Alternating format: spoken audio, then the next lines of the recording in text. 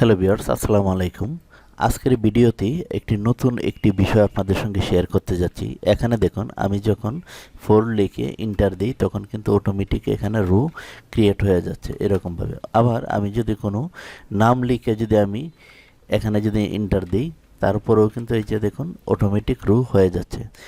তারপর আমি যদি এখানে আরেকটি নাম লিখি, এই যে দেখুন, অথবা কোনো সংখ্যা দিলেও কিন্তু এখানে রো তৈরি হচ্ছে।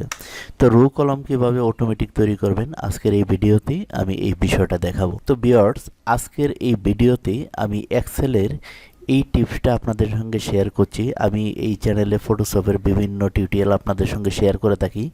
এখন থেকেই আমি এক্সেল, মাইক্রোসফট অফিস এই দুইটা এবং ভিডিও এডিটিং এই চারটা আমি আপনাদের সঙ্গে শেয়ার করার চেষ্টা করব।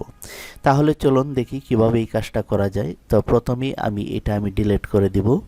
এটা ডিলিট করে দেওয়ার পর আমি এখান থেকে এরকমভাবে আমি সিলেক্ট করে নিব প্রথমে যে আমি কতটুক জায়গার মাঝে আমি কাজটা করব, কয়টা আমার রো লাগবে। ধরুন আমি 5টা রো আমার লাগবে, তো আমি 5টা রো নিলাম। 5টা রোর মাঝে আমি কাজ করব। তো এই 5টা রো এরকমভাবে সিলেক্ট করে তারপরে এই যে কন্ডিশনাল ফরম্যাটিং এখানে আসব। আসার পর এখানে নিউ রুল এখানে আমি ক্লিক করব। এখানে ক্লিক করার পর এরকম একটা ইন্টারফেস চলে আসবে। আসার পর এখান থেকে দেখুন use formula and determine to which cells to format, এটা আমরা সিলেক্ট করে দেব। এটা সিলেক্ট করার পর আমরা এখানে ক্লিক করব। এখানে ক্লিক করার পর এখানে আমরা ইকুয়াল টু দেব। ইকুয়াল টু দেওয়ার পর তো এখানে সমান সমান দেব। দেওয়ার পর এই যে প্রথম রোলটা আমরা সিলেক্ট করে দেব। সিলেক্ট করার পর এখান থেকে আমি 1-এর আগে যে ডিজিটটা থাকবে এস, এটা আমি এরকমভাবে কেটে দেব। তো কেটে দেওয়ার পর আমি এই চিহ্ন দুইটা দেব, প্রথমে দেব এইটা, তারপরে দেব এটা। এটা দেওয়ার পর আপনারা এগুলো একটু ফলো করবেন।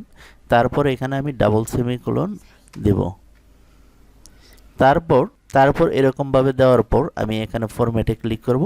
তো ফরম্যাটে ক্লিক করার পর এই যে এখানে দেখুন বর্ডার, এই বর্ডারে আমি ক্লিক করব। বর্ডারে ক্লিক করার পর এই যে দেখুন আউটলাইন, এটাতে আমি সিলেক্ট করে দেব।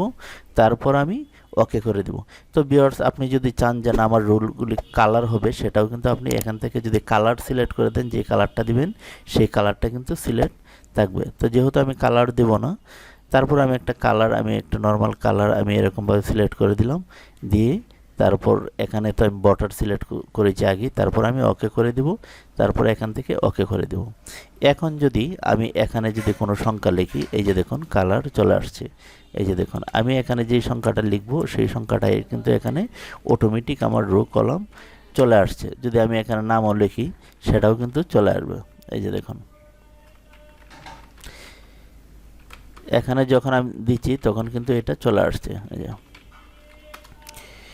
তো আপনি যদি স্পেস দিতে চান, স্পেস দিয়ে আপনি চান যে না আমি এটা আমি ফাঁকা রাখবো, সেটাও কিন্তু আপনি পারবেন। এই যে দেখুন,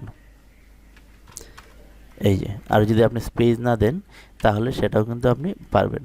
আমি জাস্ট একটা দিয়ে দেখাচ্ছি। এই যে আমি এখানে স্পেস দেবো, এই যে দেখুন, হ্যাঁ, এই যে দেখুন। তো এরকমভাবে আমরা সুন্দরভাবে যে কোনো ফরম্যাট আমরা তৈরি করতে পারি। এই কাজটা যদি আপনি প্রথম দেখে থাকেন, অবশ্যই আপনার এই ভিডিও সম্পর্কে আপনি আমাকে মতামত দিবেন কমেন্ট বক্সে। তো সকলে ভালো থাকুন, আল্লাহ হাফেজ।